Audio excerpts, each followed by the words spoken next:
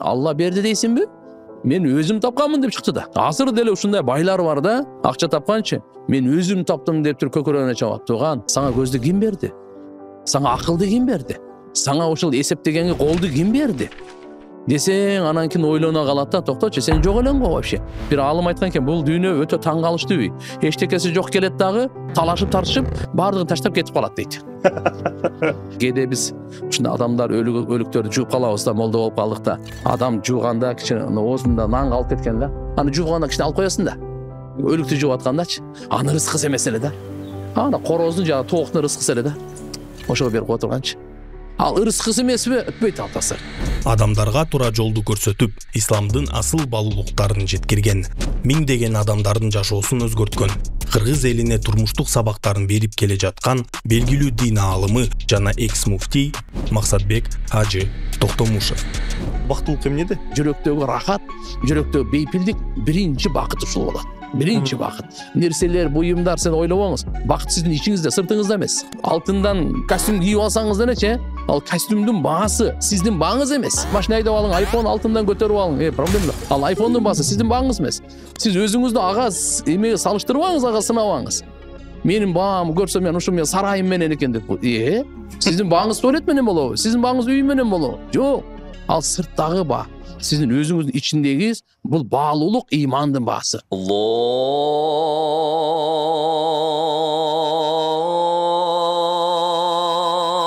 акбар,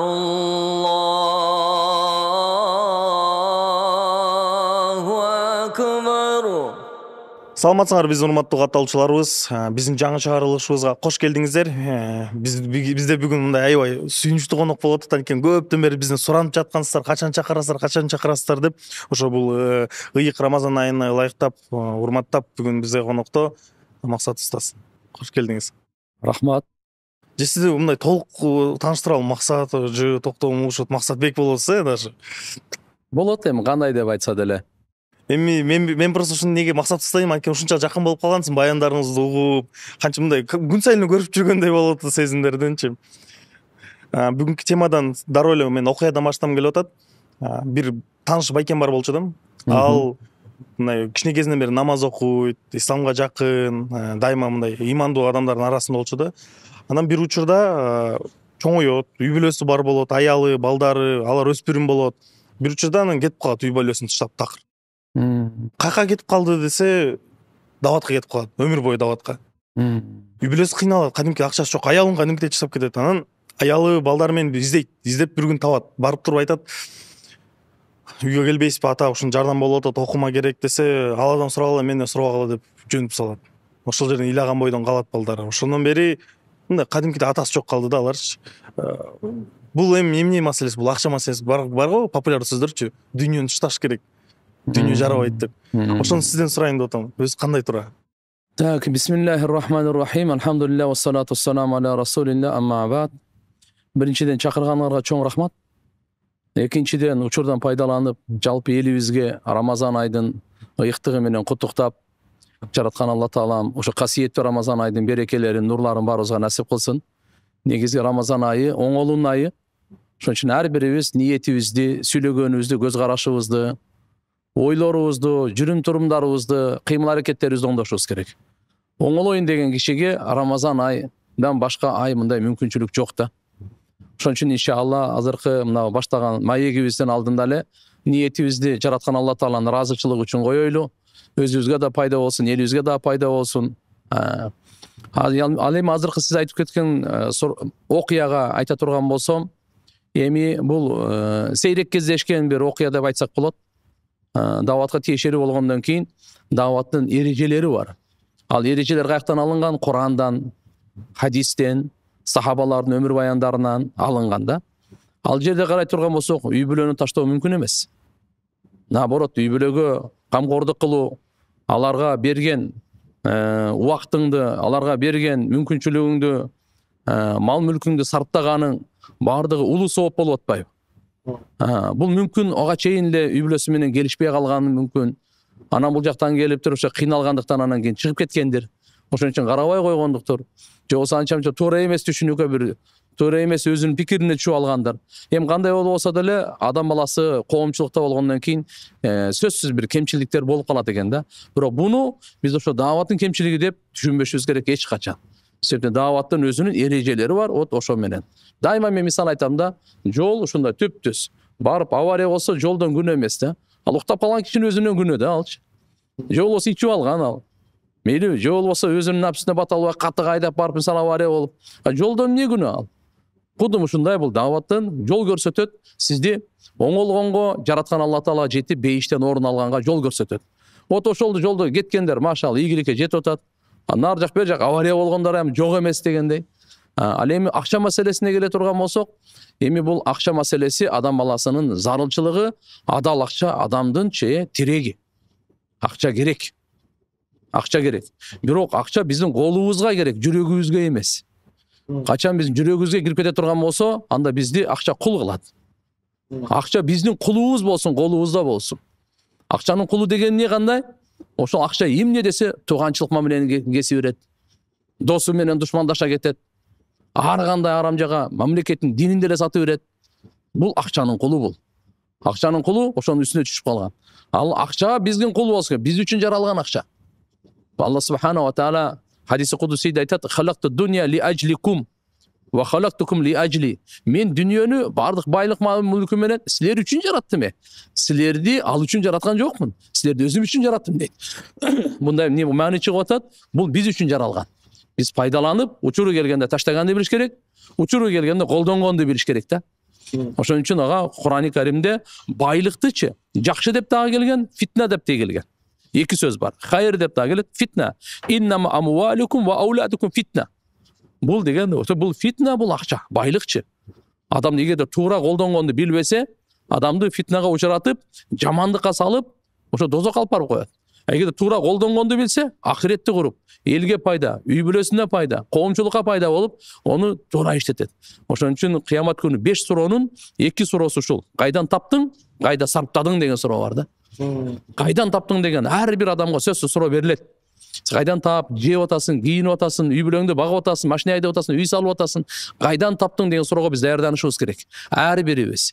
Экинчиси болсо, ошону таптың го адалдан таапсың. Урдаган жоксуң, бирөөсүнүкүнө бир каракчылык кылып алган жоксуң, арам сатып алган жоксуң, пешене тери менен, мээнетиң менен таптың. Азаматсың. Сен мактоого ылайыктуусуң. Эми дагы бул жарымы бүтө элек пока. Жарымы кайда сарптадың деген суроого жооп бересиң. Ошону өзүңө эле сарптай бердиңби же бебечаралардан курсан тогоздуңбу? Өзүңө эле сарптай бердиңби же элдин пайдасына дагы тууганчылыктарга кандай кылып иштеттиң? Мына өзүнчө вопрос да. Ошон үчүн карап туруп ар бир нерсенин өзүнүн чеги бар ислам динде. Акча маселеси табуу дагы, сарптоо маселесинде да чектер бар. 500 байке. 2 айда. Жок, иним болбой калат 500гө. Чынында болбой калат. 950 болор баасы. Иним бул машина базарда 1,5 миллион болуп турат. Эчке. Суммасын 2 айда. Жок, болбой калат экен. 950 Жок, иним болбой калат. 950 болушу. Наличка алып кел. Канча чейин болсу буякта? Ушул жерде болом. Ушул жерде эле кетпей турбайсызбы? Мен чалып алайынчы азыр. Мейлин, чалып. Алло, ассаламу алейкум. Кандай брат? Срочно мага 500 миңди берип турбайсың, брат? Кайтарып берем. Жок, берем мен сага. Качан бербей койдуң дем? Ушундайбы? Давай анда. Давай, өзүм таап алам. Ассаламу алейкум тууганым. Акча керек болуп эле. Машина алайлы? Машина. Менде сонун сунушум бар да. Эмисламик бар го? Эмисламикте 1 миллион сомго чейин финансылык каржылап алса болот экен. Ал арамбы? Жок, ким айтты? Ошо эмисламикте бардык шарттар шариатка дал келет. Чындайбы? Бас көрсөтпөйм андан көрө, эмне айтып берип атам бас. Кеттик. Кеттик. Анан эң негизгиси буларда башкы төлөмү 0% экен. Анан 48 сааттын ичинде жооп берет. Бат. Чын элеби? Ооба.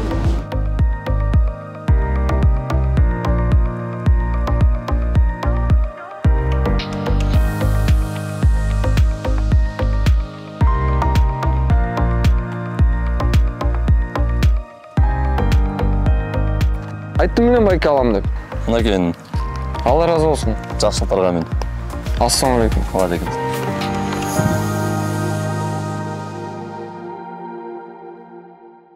Бул жерден сиз сонун сөздөрдү айтып кетсиз, акча фитнада хайырда болуп келет депчи. Көбүнчө мен мындай элдерде биздин көрүүчүлөрдө түшүнүксүз жаратылат. Анткени бир устаз айтат, бул дүйнө акчаны ишта, бул акча эң маанилүү эмес дейт. Бирөө айтат, акча табышың керек, эркексиң дейт. Анан көбүнчүлөр мындай түшүнүксүз болуп калат экен да. Ошондо мен акча табамбы же таппаймынбы? Акча эмне болуп калат деп. Жакшы айтып кеттиңиз, ошону толук түшүндүрүп кетсеңиз. Бул жерде Кайсыл учурда фитна, кайсыл учурда хайыр? өтө жакшы. Кур'ани Каримде Алланын улуу сөзү булчу кыямат күнгө чейин өзгөрүлбөй турган китеп да. Бурмаланбай турган китеп, сакталган китеп. Кыямат күнгө чейин Алла Таалам бардык адамзатка туура жолду көрсөтмө берген да. Шахрамадан унзила фихил Кур'ан худан линнас. Рамазан айда Кур'ан түшүрүлдү адамдарга туура жолду көрсөтүш үчүн. Адамдарга башкаруу жолу, баш ийүү жолу, акча табуу жолу, акча сарптоо жолу, мамиле жолу, тазалык жолу, мурас жолу, ибадат жолу, жана адеп ахлак жолу. Кыскасы айтканда, Кур'ан бардык адамзатка жолдомо да. Кур'ани Карим. Ошондо азыр бир часть, бир бөлүгүн алып атабыз да. Кайсы? Акча маселесин депчи. Хорошо. Кур'анда Алла Таалам Карун дегендер окуясын айтат. Карун ким болгон? Карун Муса пайгамбардын коомунан болгон. Кур'анда андан өткөн бай болгон эмес. Анын байлыгын билесизби канча дейт? Анын байлыгы казыналар бар экен да. Ангарлар деп кой. Ичинде алтын, күмүш, жауһарлар менен толо. Ошондой ангарлар казыналардын ачкычтарын төөлөрдүн кервендери ташыйт эле дейт. Ачкычтарын эле. Ачкычтарын. Пока ал өзүнүн байлыгын эмес. Ошо жөнү складдардын ачкычтары бар го. Ошолорго бир төөгө салып куржунуна. Анан экинчи төөгө салып ачкычтарын. Төөлөрдүн кервени ташыйт эле дейт. Ошончо байлыгы менен бактысыз болду да. Мынаке. Ошончо байлыгы менен байлыгына мындай ишенген, байлыгына кул болгон, байлык айтканды кылып, бул үчүн Алла Таалам бул байлыкты берди. Байлыкты бергенин максатын айтып атат. Вабтагы фима атака Аллах ад-дарал ахира, ва ла танса насибака мин ад-дунья. Ва ахсин кама ахсара Аллах илейк. Карун, сага берилген мүмкүнчүлүк байлыктардан ахиретиңди куруп ал. Дүйнөдө үлүшүңдү унутпа. Сага Кудайым кандай жакшылык кылса, адамдар менен ошо жакшылыкты бөлүш. Адамдарга жакшылык кыл деп буйрук келип атат булчу. Бул тескерисинче кандай кылды? Муса пайгамбар айтты. Өзүңүз билесиз, исламда мисалы 5 фарыздын бирөөсү зекет, бирөөсү орозо тутуу дегенде, байларга зекетти буйруган, кембагалдарды унутпагыла, аларга да берип тургула деп. Анан кийин буга Муса пайгамбар айтат: сизге Алла Таалам мынакей ушунча байлык берди. Зекетти бечараларга бөлүшүп берип коюңуз. Бул Алланын акысы, бечаралардын акысы бул ибадат десе, мен Алла берди дейсиңби? Мен өзүм тапканмын деп чыкты да. Азыр деле ушундай байлар бар да, акча тапканчы, мен өзүм таптым деп туруп көкөрөгүнө чабат. Туган, сен мээнетиң бар, бирок чын-чынына келгенде сен бул акчаны Алла берди, сен жакшы түшүнбөйт да. Сага көздү ким берди? Сага акылды ким берди? Сага ушул эсептегенге колду ким берди? Десең, анан кийин ойлоно калат да, токточу, сен жок элең го вообще. Бул дүйнөдө бир алым айткан экен, бул дүйнө өтө таң калыштуу үй. Эчтекеси жок келет дагы, талашып тартышып, бардыгын таштап кетип калат дейт. Эчтекеси жок келгенбиз да. Бирөө 1 сом алып келген эмес да бул дүйнөгөчү. Бирөөнүн колунда 1 доллар келген эмес да бул дүйнөдө. Азыр бул жак келип алып эми талашат. Мына ар бир нерсеге талашат. Талашат дагы өмүрү ажалы бүттү да мунукучу. Бүттү. Бардыгын таштайт да кетип калат. Таң калыштуу үй деген да. Ошосун арында Карун анан кийин эмне кылды? Карун мындай кылды да. Бул мен өзүм билим тапканмын, кыйынмын деди дагы. Чото бул Муса мага кайра эле зекеттин аркасынан түшүп калды деп туруп, токто. Буга мен шантаж кылайын деп. Азыркы күндө да ушундайлар бар да. Сразу акча берди, заказ кылды. Кандай кылды? Жаманаттуу кылганга, азыр дагы адамдар ушундай көбүнчө байлар кылат да. Заказ жаманаттуу кылыш үчүнчү. Бияктан берет дагы жала жаап жаманаттырганга. Кодум ошо. Акчасы жоктор кыла албайт аны. Эмне кылат алар? Курсаң тойгозобу же башка заказ береби? Заказдын баардыгын байлар кылат. Короче, ошондой кылып туруп анан бергенден кийин Муса пайгамбарга бир өтө крупный заказ менен бир аялды даярдайт. Сулуу аялды. Сен айтасың, короче, мындай Муса мен менен ойноштук кылды, аягы суюктук кылды, жаман ишпе барды деп айтасың дейт. Шермендесин чыгарыш керек болуп атат. Муса пайгамбар, как обычно, бардык адамдарды топтоп алып, Алланын өкүмдөрүн жетип, насаат, жакшылыкка чакырып, жамандыктан кайтарып аткан. Ошол кезде бир суроо бар деп аял туруп атпайбы? Кандай суроо десе, сиздин диниңизде зынанын өкүмү кандай деп суроо берди. Муса пайгамбар ачык айтты, ражим ташборон калат деди. Анда сиз мен менен ошондой ойноштук кылдыңыз деп айта алды. Акчанын күчү айттырат экен да. Азыр да бүгүн ушинтип айттырып атат да. Акчанын күчү ушинтип айттырды. Ушундай жалааны айттырды. Муса пайгамбар ушундай сүрлүү, өтө каардуу пайгамбар да болчу. Сразу тура калып туруп эле, деди. Сени ким даярдады дегенде эле коркуп кетти дагы. Аял заттын жүрөгү жумшак эмеспи? Карун деп айтып берди да. заказ иштейт деди. Мынандай кылганда эле Муса пайгамбар жерге саждага жыгылды. Себептен Алла Таала шермендечиликтен сактап калды. Осы адамдар коомдо эмнеде ойда калмак. Ошо жаман арам ишке деп. Аллага шүгүр кыл деп Алла Таала айтты. Муса деди, жерге буйрук бер, жер сага баш ийет деди. Муса пайгамбар жерге буйрук берди. Жер карынды жут деди. Jutkanda aşıkka çeyin juttu. Tizege çeyin juttu. Gindike çeyin juttu. Karun iylagаны, ökürgönü, bakırgаны, saktap kalın hep jaldıragаны. Sen görele Musa Peygamber aябай açulanıp kalgan eken da. Dakansa jutkurup saldı da. Dakansa jutkurup saldı. Hadiste gelet Peygamberimiz aytkan Karundu Peygamberimiz aytып atат. Bolsa Musa Peygamber men Peygamberimiz ortasında nары 3-4 ming жылda oşudan beri jutup keletат jer. Kıyamat günge çeyin jutat da atpayбы. Ana adamlar söz kıldı. Бул Муса эмне үчүн Карунду жерге jutkурду билесиңерби? Акчасын алыш үчүн деди. Байлыктары көп дейм, казыналар калды да. Калыш үчүн. Бухари шарифте хадис келет. Муса пайгамбар 3 күндөн кийин байлыгын бардыгын алдырат дагы, кайсыл жерге Карунду jutkурса, ошонун үстүнө коюп байлыгын кошо jutkуруп салат. Бул пайгамбар ал акчага неме болбойт ал. Туура эмес түшүнүп калып албасын депчи. Бул жерде эми айтып аткан азыр бизге бир насаат ала турган нерсебиз, урматтуу байларга, баарыбызга кимде колунда мүмкүнчүлүк болсо, ошону Алла Таала берди ахиретти куруп алыш үчүн. То есть түбөлүктүү ахиретти куруш үчүн Алла Таала берди. Ахиретиңизди бузбаңыз, арамга сарптасаңыз, исрапкерчиликке сарптасаңыз, азыркындай жаман заказдарга сарптасаңыз, арам ошо кумаргандырганга сарптасаңыз, бул ахиретиңиз талкаланат, кабырыңыз талкаланат. Анан көрөк сиз ушуну Алла Таалам берген алхамдулилlah адалга иштетиңиз, бала чакаңызды багыңыз, жакшы кийинтиңиз, жакшы кийиниңиз, проблема жок. Кудум ошондой эле тууган уруктарды, эл журт канча муктаждар бар, колуңуздан келишинче жардам бериң, ахирет курулат. Зекетиңизди бериңиз, ахирет курулат. Садака бериңиз, ахирет курулат. Белек бериңиз, ахирет курулат. Не только ахирет курулат, бул жерде коомчулук дагы курулат, оңолот. Ошон үчүн алымдар айтышат, намаздын буйругун берген да Алла Таала. Акимус сала ва атуз зака. Намаз окугула, зекет берле. Намаз окуса жеке адам оңолот экен да, зекет берсе коомчулук оңолот экен да. Бишкектин байлары зекет берсечи, Кыргызстан оңолот. Отвечаю оңолот. Кыргызстанда бир кембагал, бир бечара калбайт көчөдө жеге. Мына айтып кетчү нерсе. Социалдык проблеманы, жакырчылыкты жое турганчы, зекет берүүнү Алла Таалам кылып койгон. Оңой эле кылып койгон. Башка жерге өтпөй эле коюн. Бишкектин байлары. Биринчи айтып атат. Намаз окуса жеке адам оңолот. Кандай? Эркек окуса, берилип, жакшынакай окуса, эркек оңолот. Байлар окуса, байлар, кембагалдар окуса, кембагалдар оңолот. Аялдар окуса, аялдар окулат. Жеке личность оңолот. Коомчулукта зекет берсе, алхамдулилlah бири-бирине болгон кайрымдуулук, бири-бирине боорукерлик, кембагалдар байларды жакшы көрүп калат. Азыркында жек көрбөйт. Азыркында аларга жамандык каалап, арыганда мынандай топороң чыгарбайт. Эгер зекет бере турган болсо, Кудайым абалдың деп коет. Менче бул биздин эскертүү болду биздин көрүүчүлөргө. Биздин көрүүчүлөрдө мындай бизнесмен алектенген көп көрүүчүлөр бар да. Биз азыр сүйлөшүп сонун насаат айтып кеттиңиз да. Деги деле акча эмне үчүн жаралган депчи, биздин эң баш максаты. Бирок эми адам экенбиз анда болсо да азыр көбүнчүлөрдө ой жаралды. Мен силерди точно билем. Акча качан келет? Кандай келет деп. Сөздөрдү по-любому акчаны самайт экен да. Да. Ислам боюнча акчаны кантип келет? Кантип тапса болот? Касбул халал деп коет. Адалдан мээнет кылып акча табуу бул ибадат. Исламда жөнөкөй эле акча табуу деп элемтип эле бир чекеге коюп койгон жок. Буну ибадаттын ордун берди. Ким адалдан пешенетер менен акча тапса, мейли. Өнөрү бар, мейли, дыйканчылыгы бар. Ошон үчүн сөзсүз исламда кесиптик керек.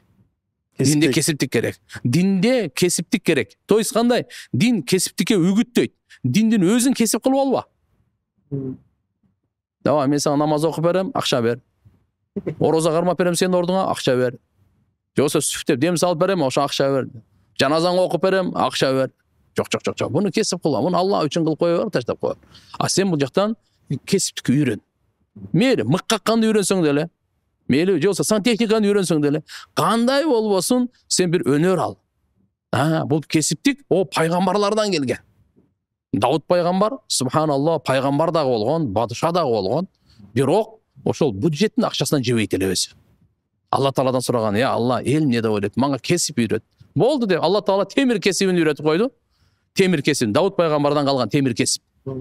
Мына бардык мына стройканын баары темир, темирсиз каяктан болот, эч нерсе болбойт. О кишиге ошо темир как пластилин эле болот эле.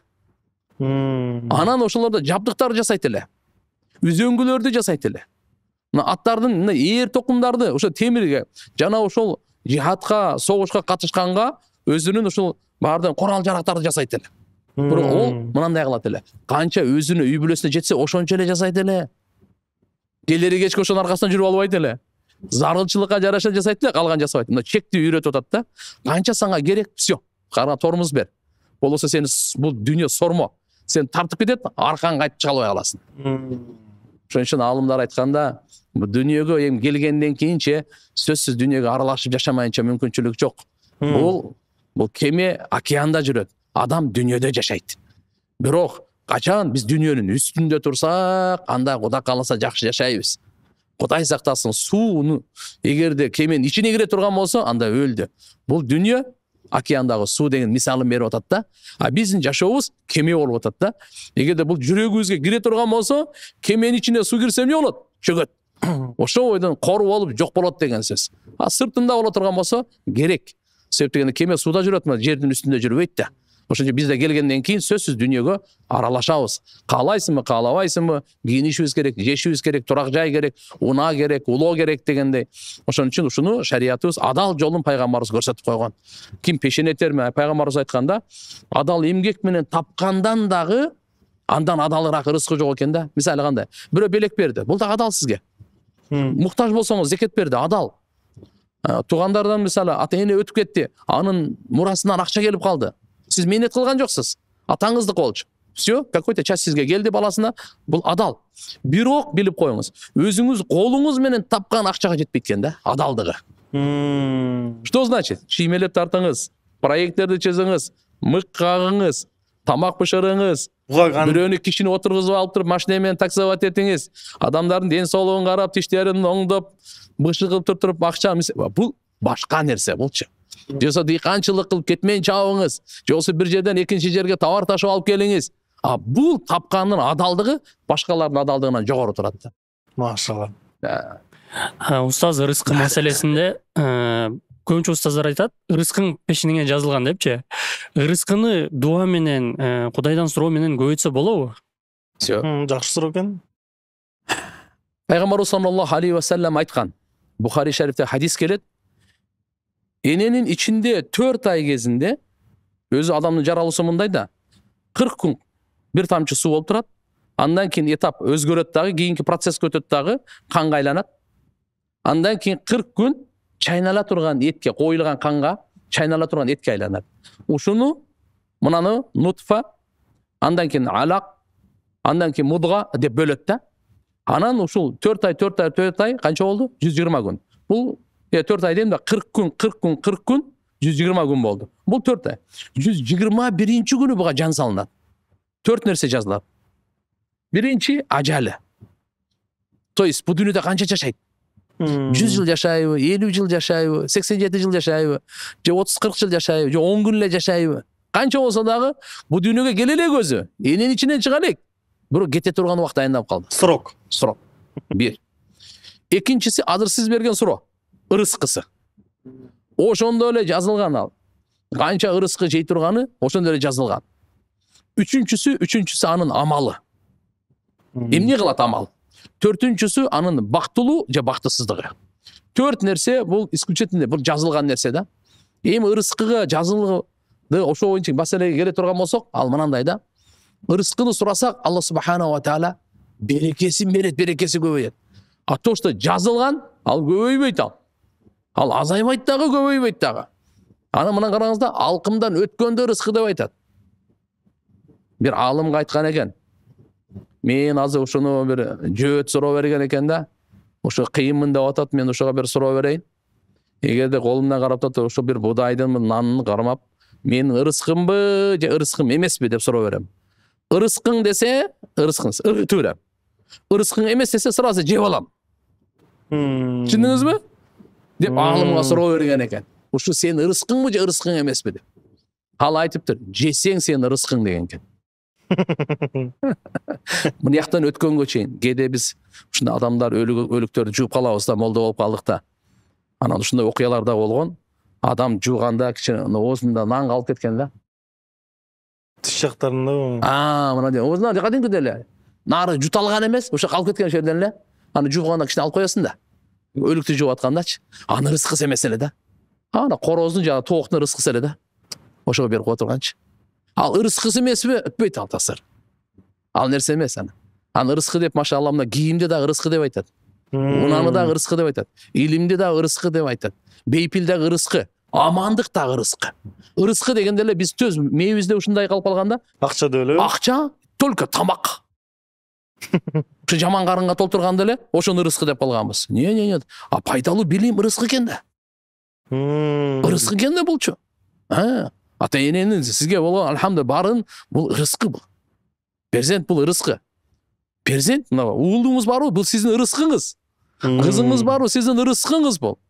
Ошон үчүн иншалла ырыскыга дегенде мындай ченешибиз керек. Ырыскы көбөйүп азайбайт, бул чектелген. Ырыскынын берекеси көбөйөт, жана күнөөнүн кесепетинен ырыскынын берекеси азаят. Машалла. Бул жерден да уланып кетчү нерсе бар экен. Бактылуулук 4-пункт. Сиз айттыңыз го, адам бактысыз же бактылуусун депчи. Ошондо керк адамдар бактылуу эмес да өтүп кетиши мүмкүнбү бул дүйнөдө? Же балким суранса бактылуу болсо болобу? Өзүдөгү деле бактылуулук эмнеде? Бактылуулукту жараткан Алла Таалам динге койгон. Туугандар. Бул кээ айтат да, ойлойт да, мен бир 2-3 машинем болсо, же болсо Мерседес айдасам, же болсо мындай элитный, же виллада жашасам, же болсо чөнтөктө мынча акча болсо, мынча алтыным болсо, счетумда тияк-бияк мен бактылуумун депчи. Жок. Бул сыноо. Бактылуулук бөлөк нерсе. Алла Таалам дүйнөнү берип сынайт. Бул сизге ошо кандай мамиле кыласыз ошогочу. Сизге берилген мүмкүнчүлүккө кандай мамиле кыласыз? Алла субханала таала сынап эле коет аны. А бирок бактылуулукка Алла Таала дин берген. Сыноо үчүн дүйнөнү берген. Бактылуулук динде деген мааниси кандай? Ыйман менен жакшы амалда. Сиздин жүрөгүңүздөгү ниет адамдарга, бир адам айткан экен, сен эгерде бактылуу болгонду кааласаң, башкаларды бактылуу кыл. Ошого жараша бактылуу болосуң. Биз адамдарды, туугандарды, көчөдө кыйналгандарды бактылуу кылып атасызбы сиз? Ошонун көңүлүн көтөрүп атасызбы? Кажетин бүтүрүп атасызбы? Ошону канча бактылуу кылсаңыз, ошончо бактылуу болосуз. Ошон үчүн негизи бакытты Алла Таала Кур'ан-ы Каримде айтып койгонда: "Куллу нафсин даиқатул маут ва иннама туваффауна уджуракум яумал қияма, фаман зухси анин нар ва удхила жанна фақад фаз. Ва мал хаятуд дунья илля матаун гурур." Ар бир жан өлүмдүн даамын татат. 70, 80, 90 жыл, 100 жыл жашаса дагы сөзсүз келет. Кыямат күнү кылган иштерине акысы толугу менен берилет. Бу дүйнөдө канча жакшы иш кылсаңыз, толугу менен берилет. Жаман иш кылсаңыз, толугу менен берилет. Албетте жакшы иш толугу менен берилип токтоп калбайт. Алла Таалам аны көбөйтүп берет. Бул Алланын айкөлдүүлүгү. Жаман иш толугу менен берилет. Бул Алланын адилеттүүлүгү. Ошондон кийин айтат: ким дозоктун отунан куткарылып, бейишке киргизилсе, ушул адам бактылуу дейт.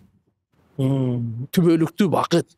Бу дүйнөдөгү, албетте, бу дүйнөдө дагы ошо түбөлүктүү бакыттын үзүндүсү бар. Элеси бар. Кичине ыйман амал менен жакшы жашаса, Алла субханала ва таала алхамдулилlah жүрөктөгү рахат, жүрөктөгү бейпилдик биринчи бакыт ушул болот. Биринчи бакыт. Нерселер, буюмдар сен ойлобоңуз, бакыт сиздин ичиңизде, сыртыңызда эмес. Сиз мыналарды канча нерсе менен алтындан костюм кийип алсаңыз делечи, ал костюмдун баасы сиздин бааңыз эмес. Сиз алтындан нерсени, кандай нерсени машина айдап алың, айфон алтындан көтөрүп алың, проблема да. Ал айфондун баасы сиздин бааңыз эмес. Сиз өзүңүздү ага эмеге салыштырбаңыз, ага сынабаңыз. Менин баам көрсө мен ушу мен сарайым менен экен деп. Сиздин бааңыз туалет менен болобу? Сиздин бааңыз үй менен болобу? Жок. Ал сырттагы баа. Сиздин өзүңүздүн ичиндеги бул баалуулук ыймандын баасы. Сиздин алхамдулилlah пейлиңиздин, мүнөзүңүздүн, ибадатыңыздын, ичиңиздин, жан дүйнөгүздүн тазалыгынын баасы. Мына бакыт адамдын ичинде, сыртында эмес. Акча бактылуу болбойт, адам бактылуу болот. Доллар бактылуу болбойт, адам бактылуу, алтын бактылуу болбойт, адам бактылуу болот. Адам. Ошон үчүн бакытты туура түшүнүш керек. Адам ойлоп алат, нерсе буюмдарды көп топтоп алсам мен бактылуумун депчи. Мен көбүнчө жаштар үйлөнгөндөргө айтып коем: үйдө отопление менен жылуу болбосо да жылуу сөз болсун хотя бы депчи. Жылуу сөз менен үйдүң аябай жылуу. Ушундай жаман сөз менен кайсы бакыт? Үйүң суук болсо дагы, ушу жаштар, бала жондар, алар алхамдулилlah жылуу сөз болсо кандай бакыт бул? Жөн эле бир мисал жетиштүү эле го дейм да. Сон сөздөр айтыпсыз. Менче азыр биздин көрүүчүлөр дагы аябай өзүнө көп пайдалуу нерсе алды. Мен байкап атасызбы, жазып атам. Жаккан нерселерди. Анда бир ушул акыркы айткан сөзүңүздөн эске келди.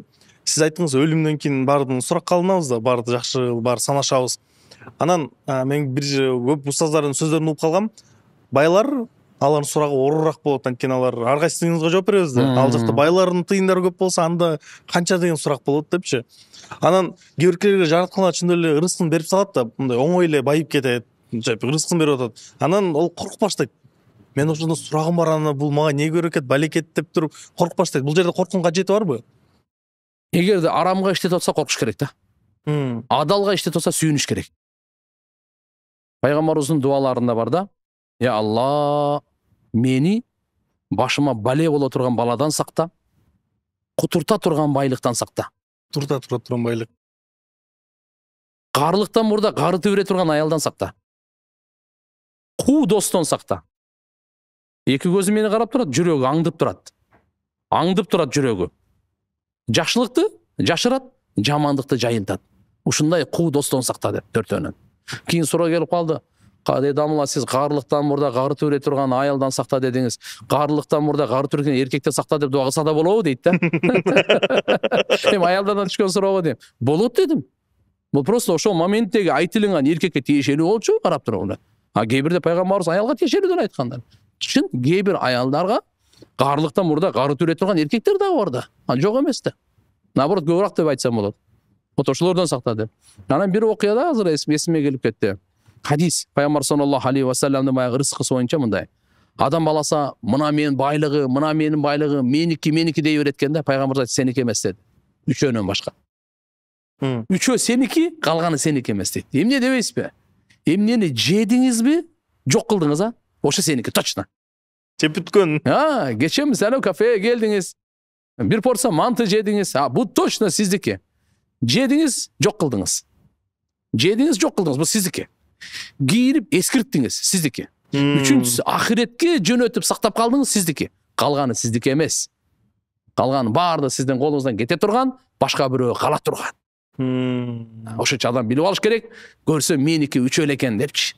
Жеп жок кылганың сеники экен, кийип эскирткен сеники экен. Ахиретке жөнөтүп, жакшы иштерди кылып, ошол жакта сен запас сактап койгонсуң, эртеге кеч Алла Таалам ошону кайтарып көрсөтүп, соопторун, ажырларын, анын эмнеден белектерин, даражаларын берет. Мына ошо сеники. Калгандар баардыгы бияктыкы. Устаз, аялдар тууралуу сөз болуп кетти, суроо бербесем болбойт. Махыр тууралуу кээбирки азыр көпчүлүк эле интернеттен кыска роликтерди үзүндү угуп ошондон сабак алып калышкан заман. Кээбирки жерде үзүндүдө айтат, болушунча сура деген сөздү кыркып алып, ушинтип жөнөтө беришет бири-бирине. Махыр көбүрөөк сурады. Махыр көп болбош керек дейт. Ушунун туура жагын айтып кетсеңиз. Машалла. Ислам динибиз керемет да. Просто садаган кетейин десек болот да. Ушунча субханалла аялдын укугун сактаганда таң каласың. Ар бир мусулман кыз, келин, ким болсун аял, мусулман аял заты, ар бир мусулман аял затка үйлөнгөнүп атканда, эми ошол сага жубай болуп келип атат, сен андан пайдаланып, рахаттанып атасың, ошонун акысын берип кой деген да. Ошонун акысы махры. Кыргызча калың. Келгенде, ошон үчүн мурунтан бизде ата бабаларда кыздын калыңы канча болуптур, кыздын калыңын бычыптырбы, кыздын калыңын бериптирби деп эле келгенде, ал эмне деген? Ошо кызга тиешелүү. Ошонун акысы. Ошон үчүн кыздын калыңы деп айтылып келгенде, аны мейли аны алып туруп ата энесине берсе болот, туугандардан башка. Бул өзүнчө вопрос го. А бирок сиздикини азыр айтып аткандай, пайгамбарыбыз айткан, эң бактылуу кыз өзү сулуу, калыңы арзан дегенде. Өзү акыл эстүү, диндеги сулуу, бирок калыңы арзан деп атат. Ошол жерде мынакей турмушка чыгып аткан кыздарга айтып койсок болот, жакшынакай кылыпчы, калыңга эле көздөй бербе. Сен негизги алхамдулилла иманга, келечекте үй бүлө куруп, имандуу үй бүлө куруп, бактылуу жашап, жакшы ушул перзенттүү болуп аларды тарбиялаганга көңүл буруш керек. Албетте эми совсем эле жок кылбаш керек. Мисалы пайгамбарыбыз саллаллаху алейхи ва саллям хадистеринде көптөн келет. Эң аз махр ал 10 дирхам деп келет да. 10 дирхам азыр эми өтө эле аз да бул. Бир 2,5 миң сомдун тегерегинде да. Мисалы жогору жагы мисалы чеги жок туура. Бирок Фатима энебиздин турмушка чыккан махрына укуя менен саналып келген ал убактарда. Ушул кезде өткөндө биз санаганыбызда мына ол күмүш, алтын немелери менен чечагып санаганда где-то бир 100 миң сом тегерегинде. 100 миң сомдук калың. 100 миң сомдун тегерегинде. Биздин таластык кыздарыбыз кымбатыраак болуп калат окшойт анда. Шундый болуп атабы? ошого да. дагы басым түшүш керек экен Мына ушул эми бул Фатима энебиздики да. Ошон үчүн ушунун берекеси болот эле. Мүмкүнчүлүгү барлар 100 миңдин тегерегинен ашпасын демекчимин да. Мүмкүнчүлүгү жоктор 2,5 сом, 2 миң сомдон ылдый түшпөсүн демекчимин да. 2 миң сомдон 2,5-дан 100 миңге чейин барсын болду. Берекенин баары Фатима энебиз. Ошон үчүн Махру Фатима дейт. Ислам шариятта терминология бар. Махру Фатима. кадимкидей. Фатима энебиз бейиштеги аял затынын канышасы. Саййидату ниса ахли жанна. Фатима энебиз пайгамбарыбыздын боору. Ошондой машалла улуу зат. Машалла ошон махр коюп аткандан кийин ал канча 100 миң тегерегинде. Ошондон кымбаттабаса да.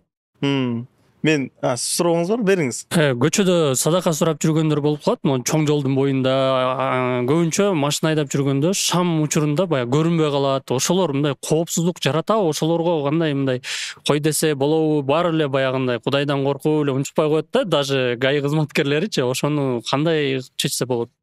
Биринчиденчи, тилемчилик жакшы эмес. Шариятыбызда жакшы көрүлгөн эмес. Берген кол дайыма алган колдон жакшыраак. Бир күндүк ырыскысы болсо, бүгүнкү тамагым бар, эртеңкиге жок, ага сураганга уруксат эмес. Шарияттын биринчи эрежесин түшүнүп алалы. Качан сураганга уруксат? Качан бүгүнкү күнгө жок болсо.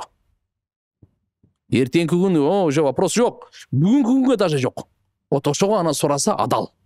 Бирок бүгүнкү күнгө бар менде, наным бар, мейли кичине бир суу, чайым бар, эртеңки күнгө жок, мага уруксат эмес. Эми мына тилемчилерди карап көрүңүз азырчы. Ошон үчүн мыналарга биринчи түшүндүрүү иштерин жүргүзүш керек. Мисалы диний тармактан дагы мисалы алымдарыбыз, муфтият дейли, ошондой эле мисалы социалдык менен азыр атай бизде министрликтер бар го. Эмне кылып отурат? Вот ошолор акын алхамдулилла карап туруп, анан ошол жердеги домкомдор бар, башкалар бар. Кайсы көп эмеде перекресткта турган болсо, ошол жердин тегерегиндеги немелер бар. Жакшы түшүндүрүүнү иштеп, чындап эле ачкабы, ачка эмеспи? Ачка болсо каралашыбыз керек, беришибиз керек. Жөндөн жөн эле бекер эле мындай окатка көнүп алган, анан бул жакшы эмес да. Бекер окатка көнүп алган да жакшы эмес. Жалкоолуктан пайгамбарыбыз күн сайын эртең менен кеч пана тилейт эле. Бир. Экинчиси бул мамлекеттинчи мындай өнүккөн мамлекетке жакшы көрүнүш эмес да. Тилемчиликчи жакшы көрүнүш эмес да. Мен билбейм, мына мурда муфти болуп турганда Азербайжанга барып калдым, башка тияктардан чамчылар барып калдым. Көчөлөрдө тилемчилер көрбөдүм да. Ушу мисал катарында мүмкүн болор чыгар, мүмкүн мага көрүнбөгөндүр. Бир бизде көп да. Анан азыр сиз коопсуздук жаратып атпайбы деп жаратат конкретно. Жамгырларда караңгы болуп калганда уруп кетейин деп алар тим более жолдун ортосуна чыгып алып атпайбы? Мыналар коопсуздук жаратат бул. Анан кийин булар эми аларга тиешелүү. Алар да бир Кудайдан коркуп ырыскысы болгондон кийин бүттү. Бирок ушуну атай ушундайлардын баардыгын эмеге списокко алыш керек.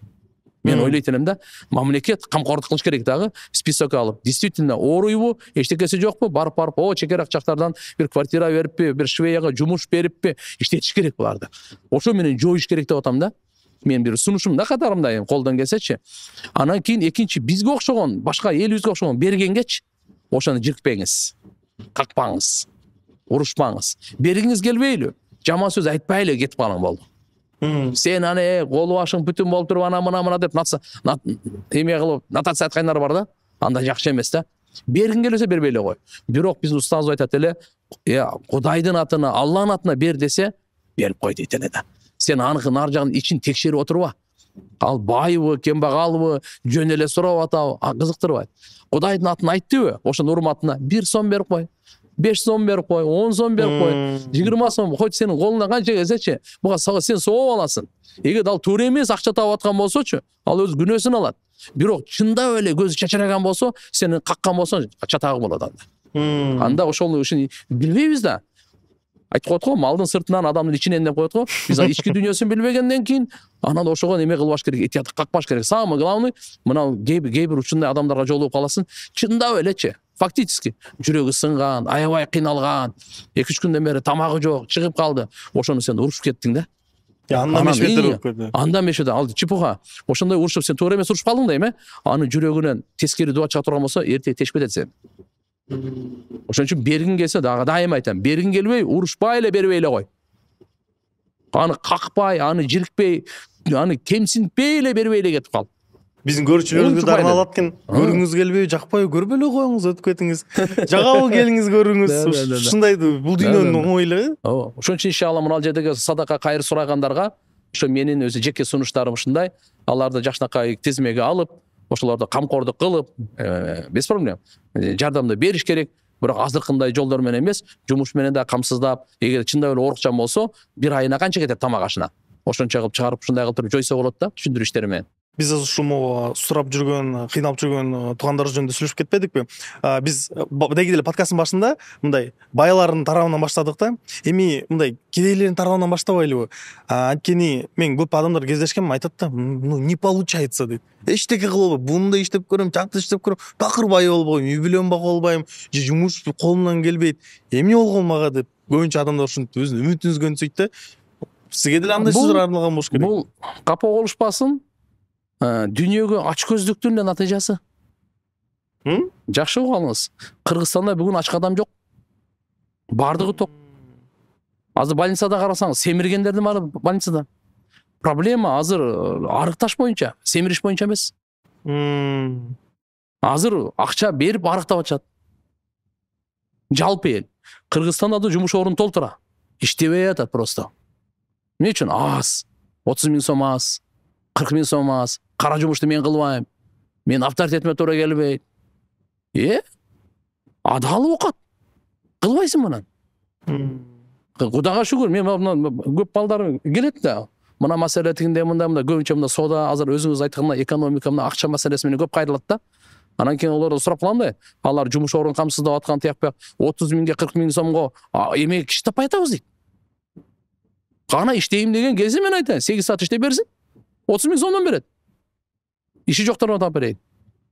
Оны иштебей атпайбы, мен буну кылбайм деп. Бул кыйын экен, буну мен отурбайм, мен белим ооруп калат экен, мен чарчам, мен сейилдеп акча табышым керек да.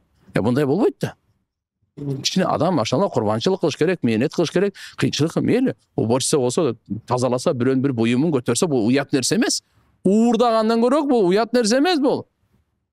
Кембагал болуп, абийирин сактаган бул жакшы. Бай болуп, абийирин төгүп кор болгондон көрөк. Ошон үчүн иншалла мына жерде мен жеке айтатмын, анча-мынча оор тийген болсо кечирип койсун. Бирок караңыздар, бул жөн эле жалкоолуктан или азыр кандай 30 000 мага болбойт, мен 100 000 сом табышым керек. Ошон үчүн ишим жүрүшпөй атат. Аздан баштай берсең Кудайым береке берет. Исрапкерчиликтин эшигин жапмайынча, тешигин бүтөмөйүнчө бизде эч качан береке болуп оңолбойбуз. Мындай да, бир чакаган түбүн тешип коюп, үстүнөн суу куя бергендей, же сүт куя бергендей да. Тигин тешикти бүтөп кой. Биз азыр караңыз, кандай жегенибизди караңыз. Пайгамбар саллаллаху алейхи ва саллям 3 ай эт жеген эмес. 3 ай. Эт эмес, тамак жеген эмес. Айша энебиз айтат разияллаху анха. 3 ай өтүп кетет эле, моорудан түтүн чыкпайт эле, казанга от жагылбайт эле, тамак пышпайт эле деген сөз. 3 ай. Биз азыр бомуждар андай эмес. 3 күн буларды курсак ачка өтпөйт. Биз эмнеге дагы мына эме кылабыз? Аңколонуп, мына ыйлап, жакшы эмес болчу. Пайгамбарыбыз анан Айша энебизден сурады да, ошол кезде канча жашайт элеңер деди. Казанга тамак, казанга от жагылбаса, тамак пышпаса, алал асвадайн. Эки кара нерседе. Карандай суу, кара курма. Курма менен эле, суу менен эле 3 ай жашашты, уурулукка барган жок го. Тополоң чыгып көчөдө тилемчилик кылган жок го. Же болбосо дагы митингге чыгып тополоң кылган жок го. Мисалы, мен ачка калдым деп. Пайгамбар саллаллаху алейхи ва саллям үйрөтүп койду. Каниет улуу баалуулук, улуу байлык. Эгерде элибизде каниет келе турган болсоч, бүгүн Кудайга шүгүр. Ушундай жашоодон наалый турган болсок, Кудай сактасын.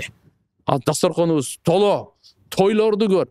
Азыр мен субханалла, эмне деген дасторкондар карап туруп, субханалла, я Алла деп бир жагынан ушунча берип атканыңа шүгүр, экинчи жагынан ушуну кайра алып койбо деп коркуу дагы бар. Исрап кыла бере турган болсоң, Алла алып коет. Могул айтып атпайсыз, көбүнчө жалко болуп калды, иштегиси келбейт депчи. Менде ой пайда болду, бул эмнеден? Алар бир пример көрөт да, менин өзүм досторум бар, кээ-биркилер менен урушуп кутула албай койгом да. Сен иштей баштай бер, 10 000 сом зарплата. Сиз жакшы болду сөздөрүңүздү ырдып койгом анан аларга. Көрө болсун деп. Кичинеден баштай берсин. Кара. Мына тамчыданчы, көлү болот, туурабы? Буну баарыбыз билебиз. Баарыбыз бир сразу үй курулбайт, бир кирпичтен коюлат. Кудай кааласа 10 000 сом болот, 15 миң болот, 20 миң болот, 30 миң болот. Таквалык менен Кудайдан коркуп, ырыскынычы саар кеч истигфар кылып, күнөөгө барба, мeenет эле кыла бергин. Алла точно ант ичип айта алам. Алла таалам сени эч качан кем кылбайт, сага жетишерлик ырыскыны берет. Ошо. Достор, угуп алдыңар. Демек, мен аз да уланып кеттим келип атат. Алар сурагам да, неге сен дароо 100 миң сом таба албайсың, дароо 200 миң сом эч ким төлөбөйт, сен эч кимсиң азырынча, сен үйрөнүп барышың керек деген айтат. Жок, бунда тиги блогерлерди көрсөтөт да, бул ушундай жетишти, мына карасаң бул деле бат байып кетиптир, мына бул бат эле бул жактан байып кетиптир деп. Мен аны ойлоп койдум да, биз ошондо өзүбүз ошол бизде мындай блогер кылып соцтар максат жүргөндөр балким биз туура эмес мындай пример көрсөтүп атабыз. Балким биздин коллегаларыбыз, кесиптештерибиз туура эмес көрсөтүп атат пример. Бул ыймандын кемчилдиги. Пока биз ыйманга мeenет кылып орундатмайынча каниет келбейт. Азыр биз адамдардын байлыгын санаганга өтүп алганбыз. Кепкасы канча сом, майкасы канча сом. Кечиресиз да, мисалы, ич кийими канча сом, анын таз сааты канча сом, туфлиси эмне кереги бар аны? Канча сом алтындан кийип алса да ошо менен бактылуу боло беле. Сен жүрөгүңдө каниет менен толтургун, бирөөнүкүн санаба сен. Мына ошол пайгамбарыбыз айткан саллаллаху алейхи вассалам, дүйнөдө өзүңдөн жогорун караба. Шүгүрсүз болосуң. Өзүңдөн төмөндү кара. Ошо сага берилген неемат, мүмкүнчүлүктөргө, Кудайга шүгүр. Алхамдулилля деп айтасың да. Ошо байлардын канчасы уктай албайт, билесизби? Дары менен уктайт. Сендеги бар ден соолук анда жок. Сен ойлоп атасың ошонун байлыгы мынандай депчи. Сен спокойно байлыгың аз, ошого проблемаң аз. Байлык көп, проблемасы көп. Ошого жараша бар. Ошон үчүн байды көбөлөп эңсей бербеш керек бул. Карун да ошо байлыгында адамдар эңсейт эле. Охо, ушундай бактылуу адам бизде болсо гана деп, жерге сорулуп кеткен деген айтты. Кудай сактасын ушунун байлыгынан деп. Ошон үчүн иншалла байлык бизге башыбызга бале болуп келбесин. Ошон үчүн азыр айтарым, алхамдулилля бул керек, бирок карап туруп, сиз өзүңүзгө алхамдулилля мындай кандай десем, жөн эле ылайдан үйдө болсоңуз дагычы, ылайдан үйдө жашасаңыз дагы, жыртык кийим кийбей калдык го биз. Жамачык кийимди Хазирет Умар халифа болуп турганда 17 жерден жамагы бар. Бирөө дагы ошо жөн материал менен, бирөөсү кожа менен. Жамак бар го, жамак кожа. Халифа. Алтындар кырманда турат, монеталар. Кырманды билесиз да? Мурда иншалла биз кырманга баягы жүгөрүлөрдүн кырманына барат элек. Бул жагынан нар жакты көрбөй каласың да. Анан балдар менен жүгөр атыш ойнойсуң да. Нар жагы көрөт. Хазирет Умардын доорунда алтындын кырманы болгон. Мынандай үйүлүп калган. Ал жоктугунан эмес, зохот, заиттыктан. Строгий образ жизни. Мынандайны бекем кармап турчу. Сатказам, мындай наслаждениялардын отказ кылып турчу, напсыны кой деп. Ошон үчүн иншалла туугандар каниетке чакырат элем да. Мына каниетке чакырат элем. Бир нерсени кошо кетейин. Исламдын дагы ушундай эрежесине вообще айланып кетейин да. Байларга буйрган, кембагалдарды издеп барып бергиле деген. Эй байлар. Издеп барып таап бергиле, аны чакырып бербе. Барып деп. Кембагалдарга айткан, байлардын үйүнө кадам баштабагыла. Кадам таштабагыла, вообще барбагыла аларга. Депчи, буларга барбагыла деген өкүм, буларга издеги деле өкүм. Караңыз, кандай бактылуу болмокта, кембагалдын абийири сакталып калмак. Бай машалла берип туруп, ал шүгүр кылмак. Менин ошо фарыз зекетимди аткарганга ушул киши себеп болуп атат. Алла, мен буга жакшылык кылган жокмун, бул мага жакшылык кылды наоборот. Деп рахмат айтыш керек Алла Таалагачы. Мына исламдын философиясы каякта жатат. Биз азыр тескери кандай болуп калдык? Кембагалдар, байлар качкан менен убара, кембагалдар алар таппай убара. Мынандай аркасынан мындай болуп калды, тескери болуп калды. Акча бер деп. Өздүң негизи эле сиз мындай өзүңүздү неге сизди көп көрөт экенсиз, мындай кандай десем, мужественный пример болуп калгансыз го. Бир видеоңузду карасаңыз, бокстон бушан уруп коесуз, бирине карасаңыз жана атын минипчи. Анан көбүнчө сиздин ушундай экен да жашоодо сиздин да байлыгыңызды кызыгат. Анан мен ачык булактардан мен издеп көрдүк да. Ал жактан сиз кой багат экенсиз, анан пчеловодством менен заниматься деп жазылып чыкты. Бул чындыкпы? Чындык, Кудайга шүгүр. Мен биринчиден соодагердин үй бүлөсүндө Алла Таалам жаратып коюп берди. Ата-энем соодагер эле. Кудайга шүгүр, атам өтүп кетти. Неме дейм да, Алла Таалам ырайымына алсын. Өмүр бою соодагер болуп, апам дагы. Ошон үчүн кичинебизден эле соодагер болуп, сооданы мен уже 90-жылы баштагам. Мыналар досторубуз бар 93-жылы биринчи сом чыкканда обменкада мен иштейт элем берди. Азыр менин досторум мынакей Моссоветте иштеп атышат. Нурдин деген досторум бар. Как раз сиз Таластан деп атпайсызбы, мына айтып коеюн аны. Ошол алхамдулилlah ошол жерде эле ошо мурда эле тери менен иштейт элек. Цветной металл, мед менен иштейт элек. Мурда эле Кудайга шүгүр, ошол 90-жылдары эле содаларыбыз бар эле. Алып сатарлык кылат элек. Ташкенттен консерва алып келген күндөрүбүз болгон. Мына гемодиязлерди ташыган, упай деген чыкты, көрүп калдыңарбы, билип калдыңарбы, билбей калдыңарбы? 90-жылы эми мына башталганда акча жок эле да, дефицит, инфляция өтө күчтүү эле. Анан кийин мамлекет атайы упайларды чыгарган. Ошол упайларга анан кийин мына приватизация деп мындай чоң заводдор алынган. Анан түштүктүн упайы мына көпчүлүгү билет, мени жалганга чыгарбастыр, упайын мен бияка алып келчүмүн бардыгын. Андан кийин мына Өзбекстан, Тажикстан, Казакстанда ушундай бизнес кылып жүрдүк 94-95-жылы. Бул жактан un алып барат элек, ал жактан темир алып келет элек дегендей. Көп Кудайга шүгүр, көп бизнестин түрлөрүн көрдүк. Сиз көрсө предприниматель устаз турбайсызбы? Кудайга шүгүр. Мындай жөн-жөнүнөн акча үчүн сүйлөшкөн чакырбаппыз да сизди. Машалла. Кийин дыйканчылык кылдык эстегенде, гектарлап капуста эктик. Анар алып келдик ошончо километрлерден. Будан 30 жыл мурда. 95-жылы. Эмнеге мынчалык ар кандай бизнестер сынап көрдүңүз? Эми себеп дегенде азыр кайсыл жактан эми карап көрөт элек да, мындай пайдалуу болсо ошол жака урунат элек да. Бирок башында карап мен да лепешка саткам. Мына көчөдө мына Московский Моссовет бар го, ошол жерде лепешка сатат элем. Арданбай эле чыгып эле. Мындай эле кадимки лепешка сатат элем. Алхамдулилlah, бир тандырдан аласың, ал жерге алып келип сатасың, үстүнө кичине акча коюп. 92-жылдар ушуну лепешка сатчу элем. Анда кыйын мезгилдерде деле эч немеси жок эле. То есть иншалла анан кийин анан өзү биз балары менен ошо көптөн бүгүнкү күндө деле алхамдулилlah бал челектерибиз бар. Ошолор менен деле ошо эме балдарды Пакистанга деле алып барып сатып аттык, Саудияга алып барып сатып аттык, өзүбүздө деле сатып аттык. Бүгүнкү күндө деле алхамдулилlah бир канчасына белек беребиз, өзүбүз жейбиз, сатабыз.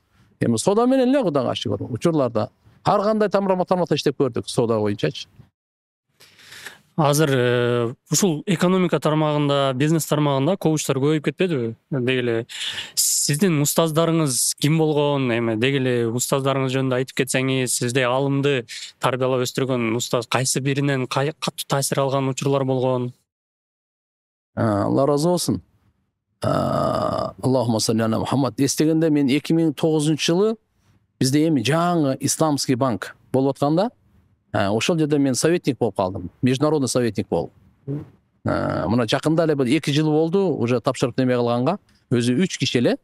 Бирөөсү ошо Малайзиядан Шейх Хаммад деген, экинчиси Бахрайндан Шейх Исам деген, үчүнчүсү мен. Шариатский совет деп коет. Ошондон алхамдулилlah мына где-то бир 13 жыл. Да, где-то 13 жыл, 12 жыл ошо мына Кыргызстанда исламский принцип финансирования дегенибиз бар. Халал стандарт угуп жүрөсүздөр. Вот ошолор менен иштедик багыттапчы. Кудайга шүгүр, кантип ошо элибиздин алкымы таза болсун деп. Туура мисалы азыр каалайсың, каалабайсың бизнестер кетип атат. Ошол жердеги баягы микрокредитнийларды көзүнчө, ипотечнийларды көзүнчө дегендейчи. Ошолорго альтернатива бизнес шариаттагы адал жолу барбы же жокпу? Бар. Еще кандай пайдалуу, берекелүү, туура эки жакты тең эске алып деп ушулар менен көп иштеп келдик.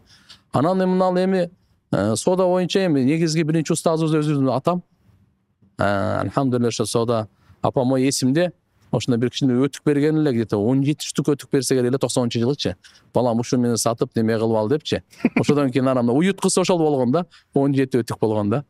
Анан кийин мына азыркы айтып атканыбыз Кудай рахматы Махмановый деген дамылга өтүп кетти.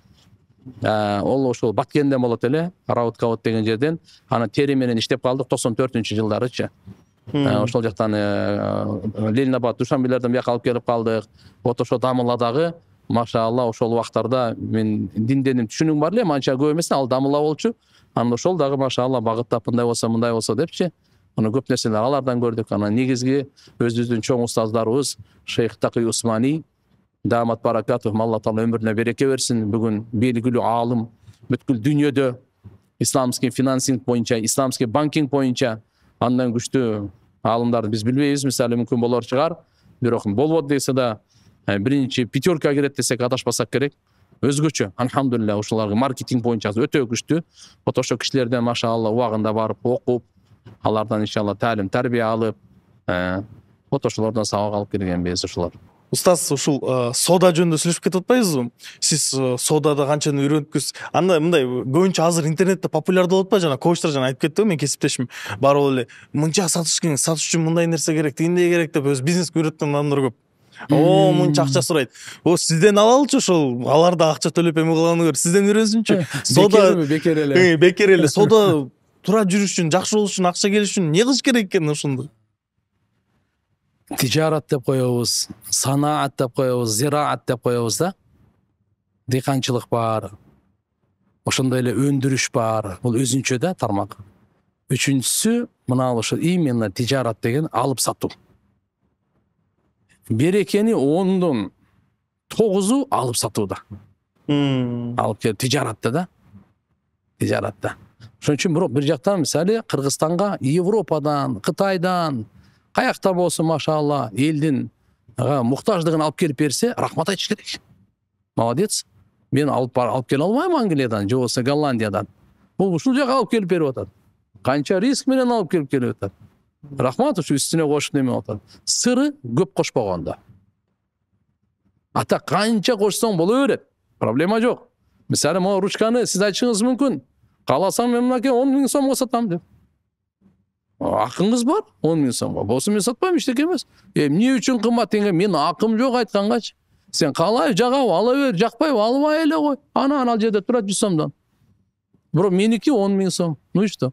Мисалы, мүлк сиздики ээ болгондон кийин кээ бирлер сурап калат да, канча үстүнө кошсо болот депчи. Канча кааласаң кошсо болот. Башкаларда деле бар ручкалар. Бирок единственный ун менен буудай маселелери бар го, окмай. Аларга элдин муктаждыгына пайдаланып үстүнө кошсо болбойт. То есть канча үстүнө көп кошсо болбойт, имею в виду. Кичине кошкула. Только будай менен эме деле. Сеп адамдын муктаждыгынан да бул. Димой ушундай адамдын муктаждыгы керек болуп көз чачырай турган нерсе болуп калса, аны даже мен айтаар элем да, андай антимонополия бар да биздечи, билесиз да. Буну мамлекет жеке менчикке бербеш керек иштеткенге. Бензин болуп калса, жалпы элдин муктаждыктары бар го, бир бааны кармап, машалла. Калгандарына мели, монда стол сатасыңбы, канча сатсаң өзүң бел. Ал жерде уже конкуренция способность кетиш керек. Сапатына жараша, машалла, алдыга өтүп тургандачы. Бу кетиш керек да. Вот, ошон үчүн иншалла азыр айтаар элек, Кудайга шүкүр, азыр базар экономикасы өтө күчтүү өнүгүп кетти. Тем более интернет тармагында кандай күчөйүп кетти. Кандай болбойлу? Эки нерсе менен алайын. Биринчиси адалдын жолун издейли, сөзсүз. Экинчиси каниет.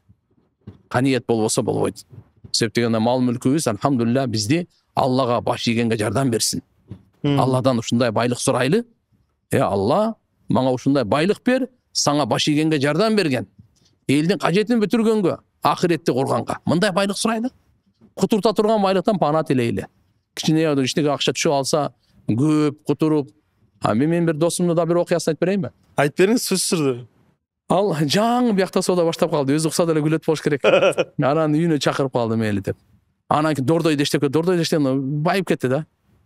Бирок биринчи иштегенде бир чыны менен аялы экөө алмак салмак ичет эле. Эки чыны жок. Хорошо? Ошондогу береке, ошондогу сүйүү, урмат башка эле дейт да. Бирок уже көбөйүп кетти да алар. Байып кеткенден кийин айтат, баягы рахат, баягы сезимдер жок да мула дейт. Карач, каниет кандай чоң бакыт да. Каниет кандай чоң. Кийин кандай болду? Машалла, 5 вакыт намазга бекем, дуага бекем, зикирлерге бекем, чыйрактык, тырышчактык бар эле. Байган сайын условия кеңейип кете берип, уже адамды отургуза баштады да. Намазга тургусу келбей калды. Үйдө деле окуп койсо болот да депчи. Мурдандай сөзү жок эле. Мечитке барып окуш керек дейт эле. Кийин барып туруп анча-мынча карап туруп, 5 вакыт намаздан анча-мынча кала баштады. Кийин анан 5 вакыт кала баштады, жума кала баштарды. Мына ушул нерсеге бизге жамандыкка төртүп койбосун да. Ошон үчүн мурунку началыбызды унутпайлы. Урматтуу байлар, бир костюм жок учурда, катыган нан көтөргөн учурда ошо күндү унутпай. Дагы алхамдулилла Алла Таалам бериптир азыр. Машалла, берешен болсун. Байды чыныгы бай деп кимди айтабыз? Берешенди бай дейбиз. Анан баягы зыкымдарды, жадныйларды ал бай эмес ал. Ал бай эмес ал. Ал сараң ал. Чындык алхамдулилля бай деп кимди айтабыз? Мынакей ким берешем март болсо, кимге? Үй бүлөсүнө, башкага бирөөгө эмес. Ушу тегерегинде кошуна, бала чакаларына, туугандарына, бейбечараларга бай болсо, берешем болсо, мына ушу чыныгы бай да. Ажеке алымдарыбыз сиздерден уккан жерибиз бар. Адам заты бул дүйнөгө келип, комфортту эмне үчүн каалайт? Бейиштин даамын татып калган, ошол бейиштегидей жашагысы келип, ошого умтула берет депчи. Негизи эле Кур'ан-ы Каримде Фатиха сүрөсүндө Альхамдулиллахи Роббил Аламин деп аламдардын Роббы деп мактоо келип атпайбы? Аламдар тууралуу айтып берсеңиз, кандай аламдар бар? Биз каяктан келдик негизи? Сиздин сурооңузду ошо кошуп айтып кетсем, биз көбүнчө айтат го, биздин эмебиз, родинабыз бул бейиш, биз бул жакта эме болуп жүрөбүз, биз бейишке барышыбыз керек деген сөздөрдү угуп калганда, бул канчалык? Дүйнөнү биз пайдаланышыбыз керек. Дүйнөдө бекер эмес да. Алла Тааланын берген нематы да. Кадырлашыбыз керек. Ошон үчүн мисалы исрапкерчиликке, дүйнөнү тепкенге, таштап койгонго, бузганга уруксат эмес. Бир ушул жерде туруп алып, ахиретти куруш керек бейишти. Унутпаш керек, түбөлүктү бара турган жайыбыз каягы экенчи. Түбөлүктү кайдан келдик эле ошол жака кетишибиз керек. Бир жерде айтып коеюн да, бир неме бар да.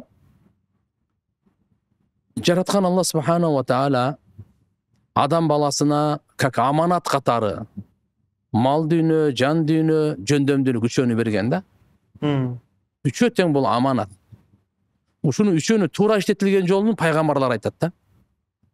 Пайгамбарыбыз Мухаммад алейхиссалам эң толук деңгээлде айткан да.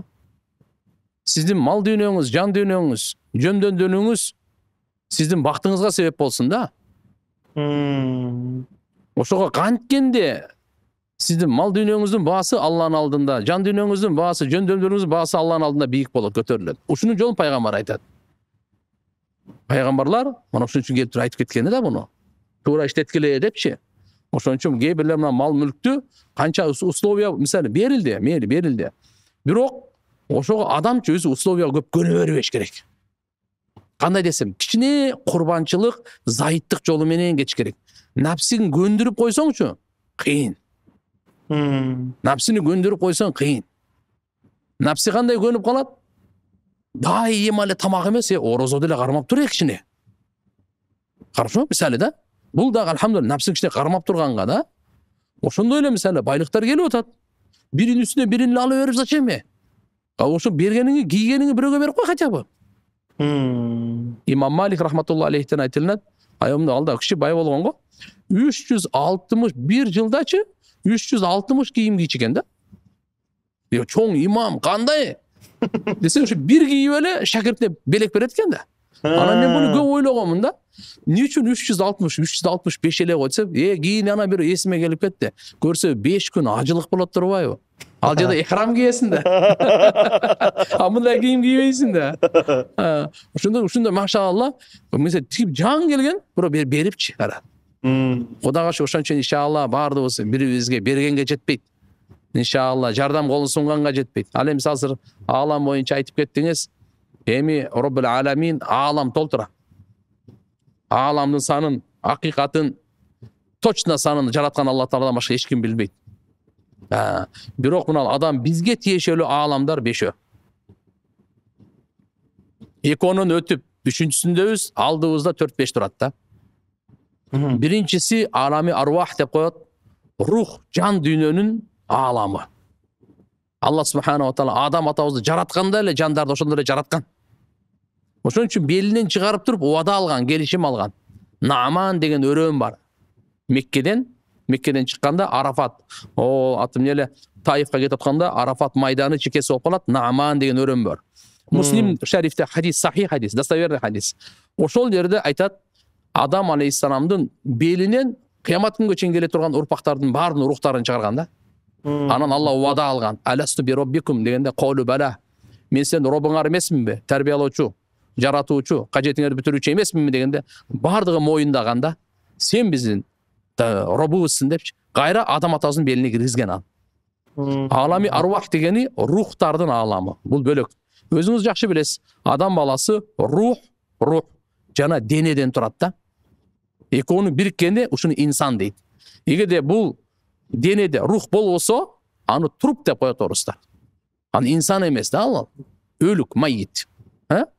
Ошон үчүн эки нерсе. Рух өзүнчө бул. Бул өзүнчө махлук, өзүнчө жаралган. Биздин жан дүйнөбүз өзүнчө жаралган. Денебиз өзүнчө жаралган. Биринчи алам рухтардын аламы. Экинчи алам бул алам бутуни уммахат деп коет. Энелердин ичиндеги алам экен да. Эненин ичиндеги аламда дене түзүлөт. Бул татаал алам. Кичинекей алам болгону менен өтө татаал. Бул жерде бир көзү жок болуп калса, эне ичине чыккандан кийин ал көздү эч ким бере албайт. Кытайың жасалмадан чыгара албайт ага. Андай көз эч ким, бүткүл дүйнө 8 миллиард инсан, профессор, академиктер биригип туруп бир көз бере албайт ага. Эненин ичиндеги бул алам жөнөкөй алам эмес бул. Өтө татаал укмуш алам. Бул экинчи. Ал жерде мына 4 айга чейин дене курулат. 4 ай 121 күнү буга баягы рух аламдан буга жан салынат. Бунун жаны салынат дагы, экөө биригет анан. Чогуу калган күндөрүн толуктайт. Мүмкүн кээ бирлер 6 айлык болуп чыгып калып, 7 айлык болуп калып атат мисалы да. Көбүнчө 9 ай ал. 9 ай 9 күн көпчүлүгүнө карап айта берели. 9 ай турат болду. Эненин ичине чыкканда чогуу чыгат булар. Дене рух менен чогуу чыгат. Суноо дүйнөсү. Азыр мынакей 3-чү алам дене менен рух чогуу биригип туруп сыноодон өтө турган аламдабыз да. Мына дүйнөнүн ичиндебиз да. Будан кийин барзах деген алам бар. Барзах алам. Дене менен рух ажырай турган алам ал. Бул барзах аламы, барзах деген парда деген занавес. Ал канча кыямат күн менен бу дүйнөнүн ортосунда алам бар. Ал барзах алам. Азыр канча адам атабыздан бери өткөндөрдүн бардыгы барзах аламда. Булар бардыгы барзах аламда. Пайгамбарлар болсун, кафирлар, мусулмандар, ким дүйнөсү күн сайын өтүп атат го, барды барзахта. Барын күтүп атат. Көбүнчө ошо барзах аламды мунучу аламы кубур деп коет, кабырлар аламы деп коет да. Себептен көбүнчө кабырга коюлат экен дагы, ошон үчүн. Атак общий мындай негизги бунун названиясычы барзах.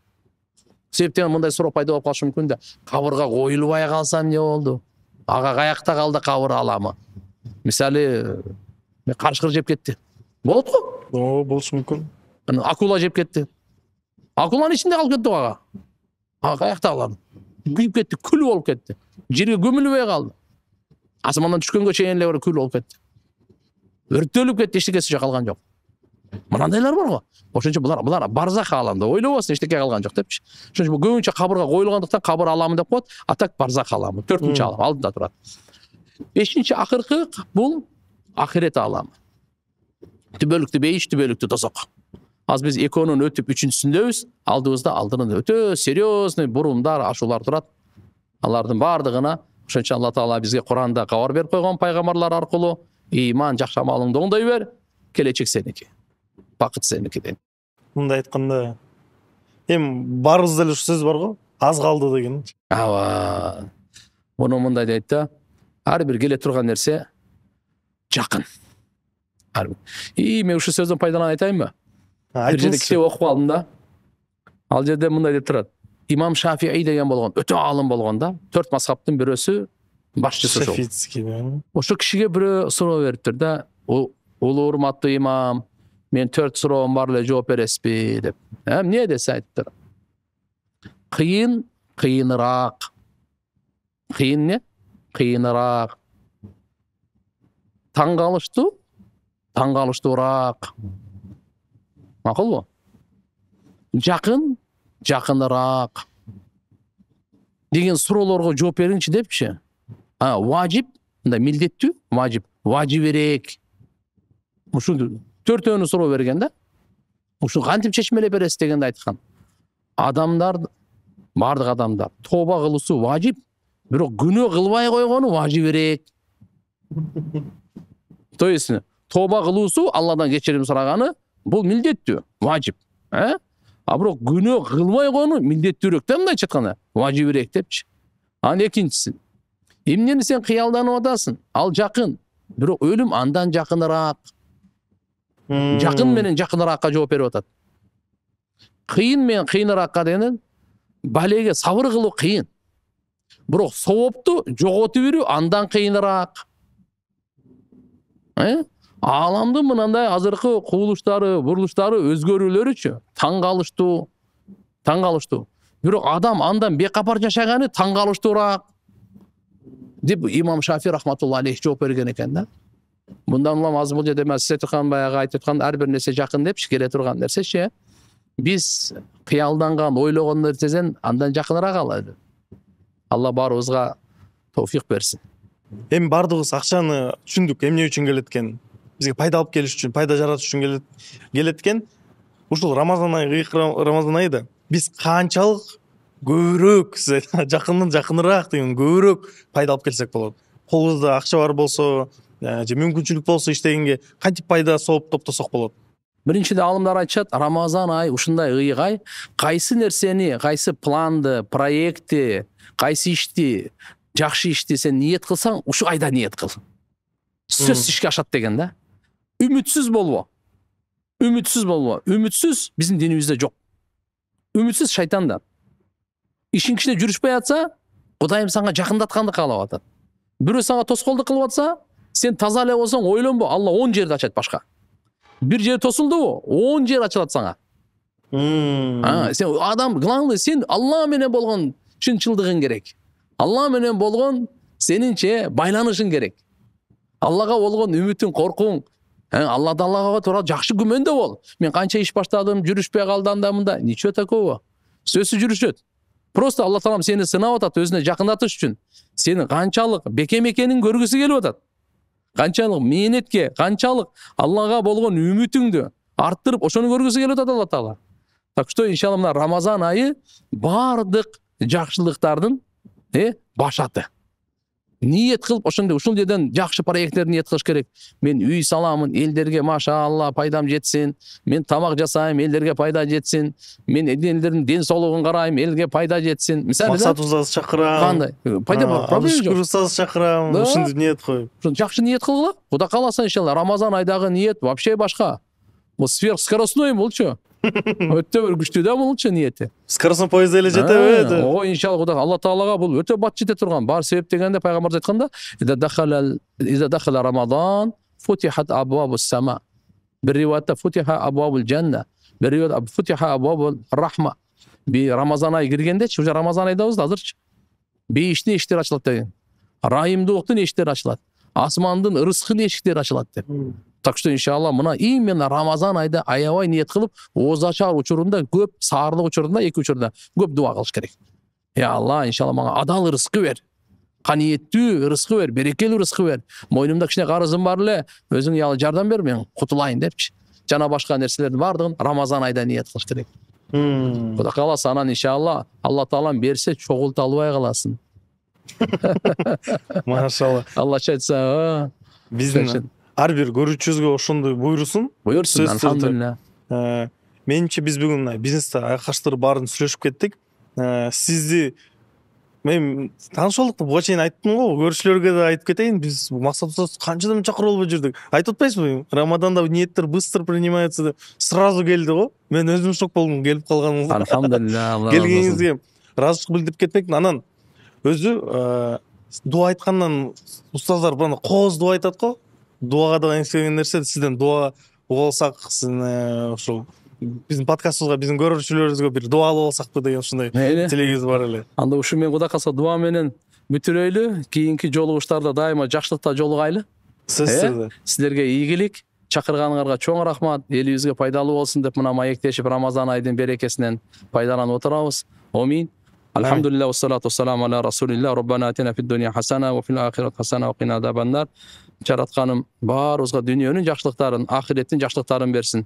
Баарыбызды дозок отунан Аллахым куткарсын. Пайдалуу билим берсин, ыймандуу урпак берсин, адал ырыскы берсин. Баарыбызга улуу даража берсин. Жараткан Алла Таалам силердин ооматыңыздарды берсин, ишиңиздерди оңунан чыгарсын. Дүйнөнүн кордугунан, ахиреттин азабынан сактасын. Мына куттуу Рамазан айда отурабыз. Алла Таалам ушу Кур'аны бери, Кур'аны Каримди түшүргөн ай. Кур'андын урматынан, Рамазан айдын урматынан бүткүл ааламга Аллахым тынчтык берсин.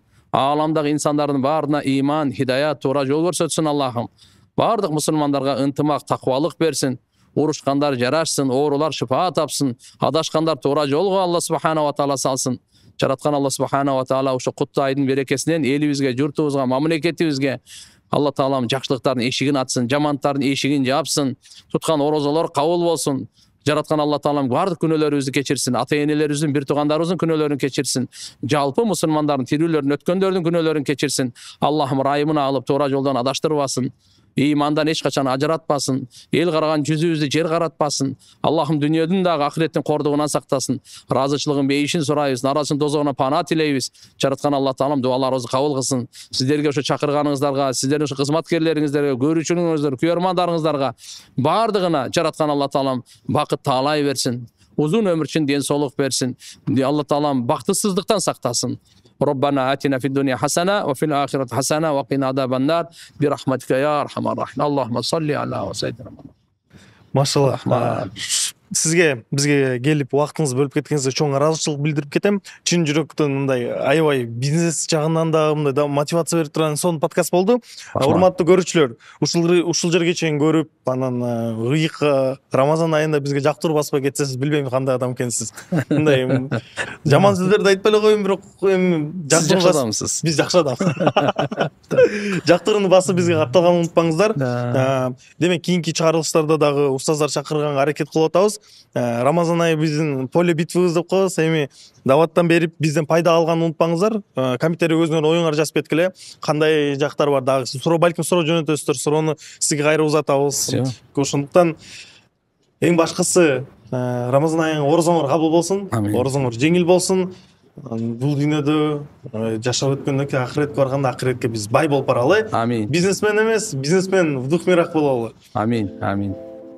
Ана адаттагыдай накта коноктор, накта алып баруучу, накта сезимдер. Анткени бул накта подкаст. Кийинки чыгарылышта көрүшкөнчө. Allahu